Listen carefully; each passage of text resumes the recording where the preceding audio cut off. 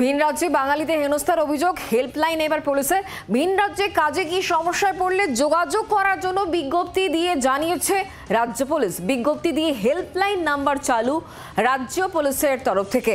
ভিন রাজ্যে বাঙালিতে হেনস্থার অভিযোগ আর এ বিষয়ে এবার হেল্পলাইন নাম্বার পুলিশের। আমরা বিষয় নিয়ে আরো জানবো, কথা বলবো। পিয়ালি এই মুহূর্তে আমাদের সঙ্গে রয়েছেন, প্রতিনিধি টেলিফোন লাইনে। পিয়ালি, তাহলে এবার ভিন রাজ্যে কোনো বাঙালি কি হেনস্থার সম্মুখীন হলে রাজ্য পুলিশ তৎপর হবে?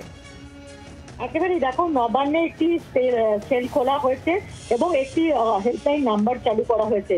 তুমি জানো যে রাজ্যের বাইরে যারা কাজ করতে যাচ্ছেন বিভিন্ন জায়গা থেকে তাদের হেনস্থার শিকার হতে হচ্ছে।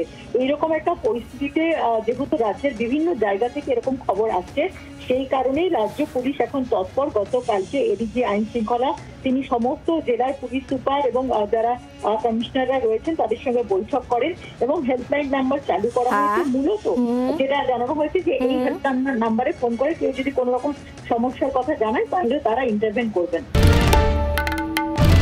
বাংলার আওয়াজ, বাঙালির আবেগ, জি 24 ঘন্টা।